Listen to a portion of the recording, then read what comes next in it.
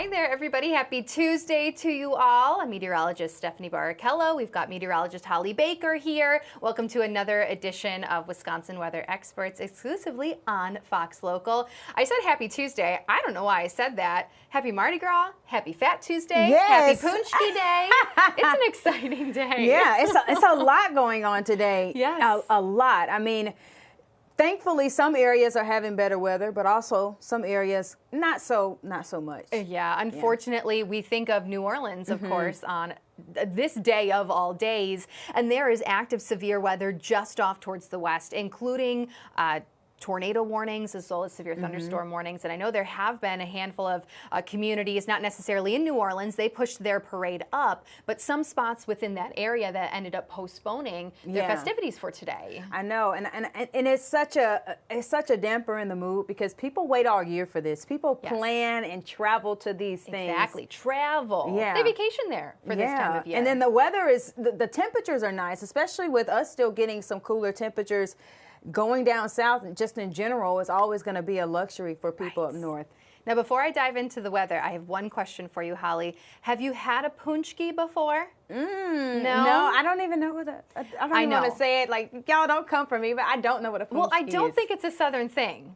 Is it like a king cake, like a pastry? It's like a donut, yeah, like a pastry. I think I seen them earlier. Cramp had them, right? Yes. They're like filled, like look like a scone almost with like a filling in them. They're fantastic, but I was going to say I almost feel like it's a Midwestern thing, but I'm not 100% sure on that. Punchki, see, you nailed it. But we can talk about that a little bit later on. Let's dive into the forecast really quick, and then we will talk plenty more about how fun this day is. And you know, just for fun, I had to put up a camera shot of New Orleans. This camera is actually north of the city, so looking towards the south. All is fine right now. You can see the cloud cover, of course, and it does look a little turbulent, but all of the activity with this massive storm system that's impacting a good chunk of the central U.S. right now is just west of the New Orleans area. So again, low pressure is really pretty much smack dab right in the middle of the country right now. You can see the cold side of this producing some snow and blizzard-like conditions. Everybody's getting the wind with this storm system from Minnesota down through about Kansas. It looks like northern Texas still dealing with more so rain, but then out ahead of this low pressure, this is a line of heavy rainfall and then still some severe weather, especially across southern Arkansas as well as Louisiana. We here in Wisconsin are watching some steady rain just south in Illinois, and you can see how that actually extends all the way up into New England states as well as portions of Canada. But this system is bringing a little bit of everything depending on where you are located or your friends or your family. Just west of us, blizzard-like conditions. In fact, a handful of communities under blizzard warnings right now, as well as accumulating snow even to northern and central Wisconsin. And then on the opposite end towards the south, still ongoing severe weather, which is, of course, what we were just referencing. Even at this hour, there are a lot of spots in orange here. Those are severe thunderstorm warnings, and right into central Louisiana, one single tornado warning. But this has been ongoing since last night, really. Portions of Texas started it all with the severe weather threat. All of the yellow, by the way, that is a tornado watch. And we will likely, as the day goes on, as this line continues to move eastward, just see all of these headlines being pushed eastward and eastward and eastward as that system just continues to produce the potential for severe weather. And those active, watches and warnings actually line up pretty well with the Storm Prediction Center's convective outlook for today. Remember, this is something that we show a lot of times even here during our severe weather months. It just guides us in knowing, who has the proper ingredients for severe weather. It really is a tool, a great tool for us meteorologists to use during severe weather season. And just think of each category as a level 1 or a level 2. And once you get to that level 5, which is the high risk, that pretty much indicates there's a pretty high threat for severe weather. But you can see there's a level 3 down towards the south here across the lower Mississippi Valley and the Gulf Coast, that enhanced risk for severe weather. Now back closer to home, we're more so on the colder side of this, not southeast Wisconsin, but as far as the state goes, you can see northern and central parts of Wisconsin under winter weather advisories as well as winter storm warnings. Check out the blizzard warnings extending from southern northern Minnesota into Iowa, down even to Kansas City. And then there are a few spots off towards the west, too, across northern and central Nebraska under blizzard warnings as well. Not for a ton of snowfall, especially down towards the south. I mean, places like Omaha as well as Kansas City only expecting to see an inch or two of snow out of this, but they're such open areas, especially the farther west you go, that blizzard conditions really create hazardous travel. And a lot of times, especially out west, think the Dakotas,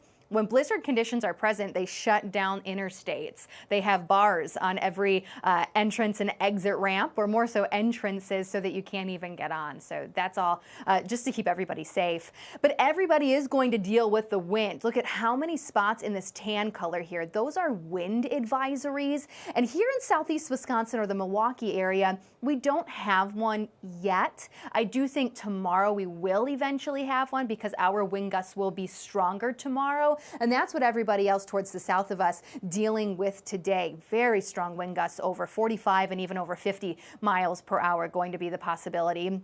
Within these storm systems, or this storm system, heavy rain is going to be likely too, even in the spots that could more so see a little bit of rain-snow mix, looking to be on the heavy side. So I think a lot of spots within this green here especially, I'd say at least up to an inch of rainfall, if not even a little higher than that, and that does include the Milwaukee area, and then potentially up to about 2 inches possible in some of those spots out west in that yellow color. So just going forward today, again, the snow stays west for now, but as far as, our local view here and statewide view, we're going to see some of the steady rain moving in from the south this afternoon, and that's going to continue through the night tonight with snow starting later today in northern Wisconsin. This is going to be a steady and pretty heavy rainfall throughout much of our nighttime hours, but then notice Wednesday morning, most of northwestern and central portions of Wisconsin will see this changing over to snow. And even those of us down towards the south, even into parts of Illinois, this will eventually all change over to a slushy snowfall. So not expecting a lot of accumulation, especially for the Milwaukee area and southern Wisconsin. Maybe a few tenths of an inch to an inch, but combined with the wind, it still could be enough to reduce visibility and just be that big change from the steady rain today to, again, some of that spotty snowfall for tomorrow. That system then continues to track eastward throughout Thursday. So those of us in Wisconsin and the upper plains will see some drier conditions as we end the week. And this all, again, shifts eastward. So we're talking the heavy rainfall potential, the severe potential by tomorrow, all along the East Coast, and no longer a problem for those of us here in Wisconsin as well as the upper plains. This is a huge, huge storm system, and it continues to actually, as far as air pressure goes, drop a little bit. We talk low pressure systems, and a lot of times we feel it when they are this strong. And speaking of all of that weather terminology, meteorologist Tom Walks actually has some really cool information that pertains to this system that we're dealing with right now. Let's take a look at what he has to say. Well, have you ever wondered why storm systems strengthen when they move across the Great Plains of the United States? Well, we've all seen these big red L's on weather maps, right? Areas of low pressure or storm systems. And low pressure systems cause air to rise and consequently cause clouds, and in the springtime, severe thunderstorms sometimes on the plains. Well, there's a whole science behind why storm systems strengthen when they push onto the Great Plains of the United States. So let's take a look at this here in 3 dimensions. So as this area of low pressure pushes across the Rocky Mountains, it has to squeeze over the mountains. So think about this for a minute. What happens when a figure skater puts their arms out? They spin slower, right? So that's what happens with this area of low pressure. As it's going over the Rocky Mountains, it spins at a slower rate. Now watch this. When it moves east, or what we call lee of the Rocky Mountains, that storm system or that area of low pressure stretches out. Well, what happens when the system stretches? It's just like a figure skater bringing their arms in.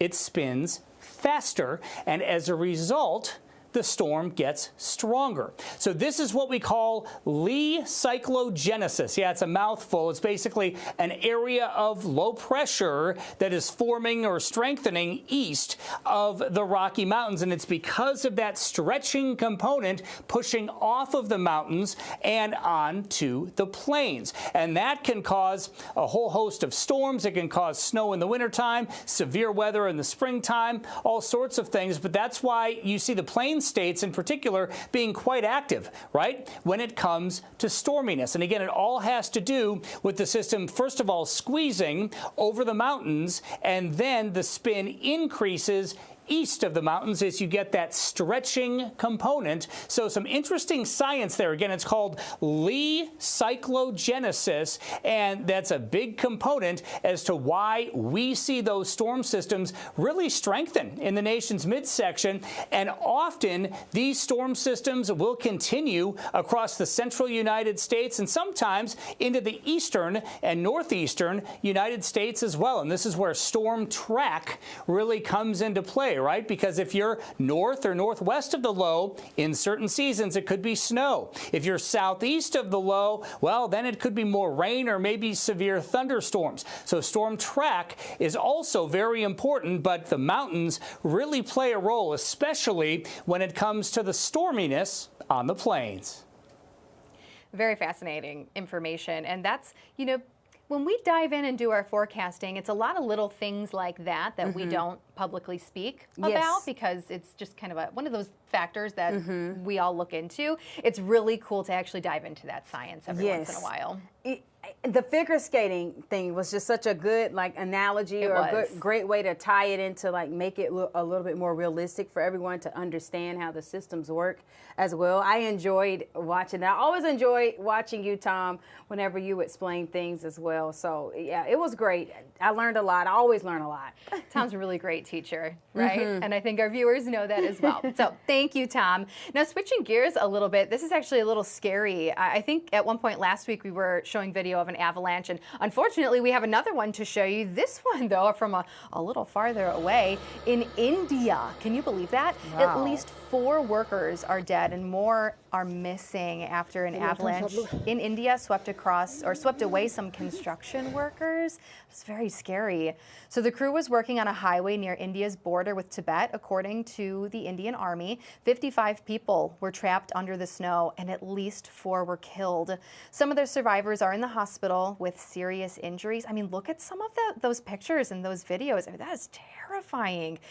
And authorities are actually still searching for 5 more people. Wow.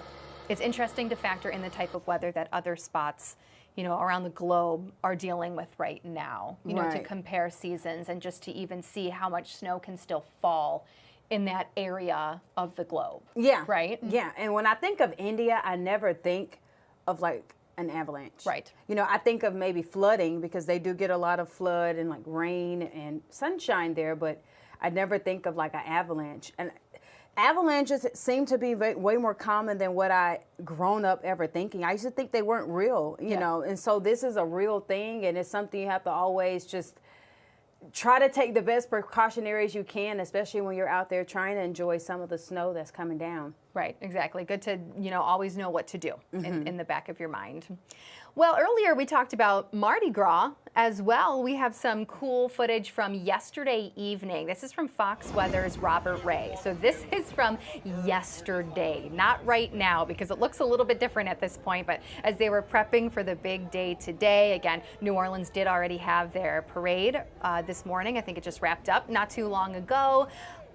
Holly, you love Bourbon Street, right? Yes, yes. I mean, just growing up and even going to school in that area, it was such a joy at that time in my life. It's so much culture. Like you'll see kids on drums out there, and I'm like, where's your mama? You know, but they're so talented. You just see so many different things. I mean, the people that do the magic tricks and they can really trick you. It's just so much It's one of those things I feel like everyone should experience, at least going there to just see the culture of New Orleans and Mardi Gras. I love the parades. The one thing about the parades, though, with the beads, you have to make sure you keep your eyes open, because if not, those beads will definitely, they'll get you. Yes. And in some parades, in fact, they'll have like moon pies. That's a big thing. I love moon pies. It's basically like a piece of, it's like marshmallow in between two cookies. Oh my goodness. And it's really good, but like they throw the entire box. So you have to like be on alert all the time for all of the stuff that you get from the parades and Mardi Gras. It's like, do you remember in like kindergarten where the teacher had a treasure chest and she had the beads and all the different things? Well, that's basically what it is. Everything that's in the treasure chest would be what people are like throwing and giving out. It's so fun. Oh my goodness. Well, I'm glad that they had good weather for preparations and that they got their parade in this morning. But it will be really interesting to see how that line, even in the next couple of hours, impacts New Orleans, because it is still severe at the moment. I'm sure a lot of people hopefully getting their fun in right now and then take those proper precautions later on this afternoon. Well, we have plenty more to talk about on Wisconsin Weather Experts, but we're going to take a quick break first. Welcome back, everyone, to Wisconsin Weather Experts. We had a lot of stuff that we've already discussed, from Mardi Gras and even to some of the severe weather that's going to be going on in the South and the rain that's going to be coming, at least in our area here in Wisconsin. And some areas are going to be getting a little bit more of that sunshine. And our Lisa Michaels has a story for you on the sun angle and how that affects temperatures. As we head throughout the year, the sun reaches a different angle in the sky depending on the month. Now, we're going to look at the sun angle in Milwaukee at noon. Notice in December that sun is closer to the horizon, so it's only at a 24-degree angle up. Then as we head to January, February, March, April, May, June, that sun rises higher up in the sky to a 70-degree angle, which is the highest it goes in Milwaukee for June. That's usually, again, the middle of the summer, and then it goes all the way back down as we head into winter, back to December. So when we have that sun angle, especially lower in the sky for December, what are the pros and cons of it? Well, we're going to start off with the pros.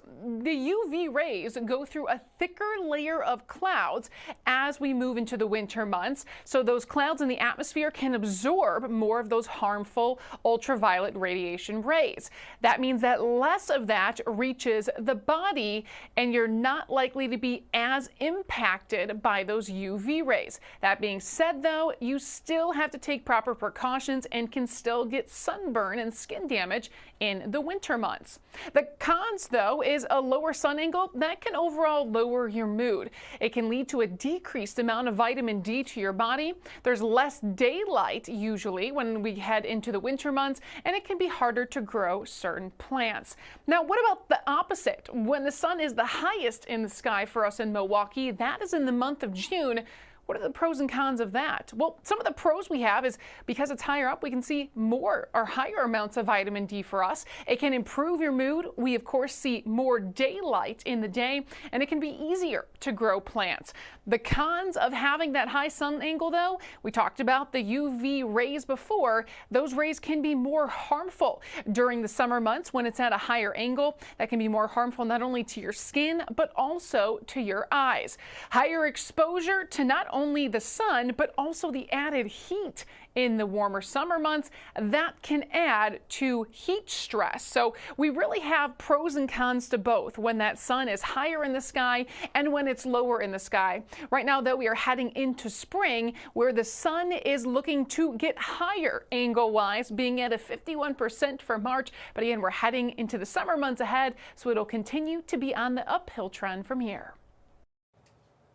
This is the time of year where everybody is just so anxious to see more and more daylight. Yes. And now we know why. It is, you know, so good for us when it comes to the vitamin D, but you just got to protect your skin, especially towards the summer months. Yes, yes, you're so right about the protecting skin. I mean, sunscreen, I think it's going to be one of the most popular things bought in the summer, especially because especially here, we go so long without sunshine or the consistency and a lot of sunshine and the heat. I think once people once it's June and people want to take advantage of it, they kind of get out and enjoy it. And I can't wait. I definitely need a boost of vitamin D myself with the sunshine, so I can't wait. Yeah, most bought during the winter, vitamin D supplements. Most bought during the summer, sunscreen. Yes. Love it. Okay, well, we have plenty more to talk about. Coming up, we are actually going to talk about some of the dust I experienced when I was in the Southwest the last couple of days. We're also going to talk about allergies, so stick around. We'll be right back.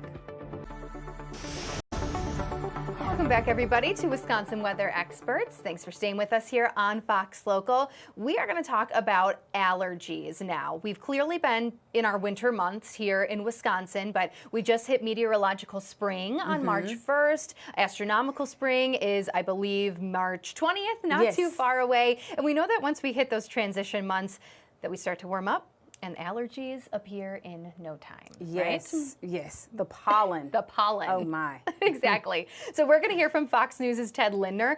He's taking a closer look at how you can prepare yourself for allergy season. While the chirping of birds is a welcome sign spring is approaching, this upcoming season may also be marked by plenty of sneezes. The Old Farmer's Almanac is forecasting warmer and wetter than average spring conditions for much of the country. Doctors say weather like this can trigger terrible allergy spells for millions, as flowering plants have more time to produce and release pollen. Health experts also warn this projected surge in temperatures is part of a larger allergy issue. Seasonal allergies seem to be increasing with time. One of the hypotheses for this is that we actually are having less differentiation between our seasons as the global temperature is rising, and so people don't necessarily get that relief that they used to have in between season changes. Early prevention is your first and best line of defense. I advise people to start treating or preventing their allergy symptoms about a month before when they usually have trouble. The most common allergy treatments are antihistamines and corticosteroids. Doctors also advise going outside at times when there's less pollen in the air. Middle day is a little bit less allergenic than the earlier and evening hours. But if your symptoms are severe from being outdoors, after you've been exposed to the allergen, trying to get it off of your body. So washing off your face or taking a shower can help be an avoidance measure. Ted Lindner, Fox News. Oh, and there are so many people here in Wisconsin who deal with allergies. So all really great information as we head into those busy, busy months of spring. I know. Allergies. That's the one thing about spring that I'm not looking forward to, but at the same time, I can be grateful because if I see a lot of pollen, I know I can look forward to all the flowers blooming. Right. So I think I just have to keep that tunnel vision, for all the flowers to bloom, and it looks very beautiful, just the way fall did when those leaves were changing. So I'm looking forward to spring. Pros and cons to every season, right?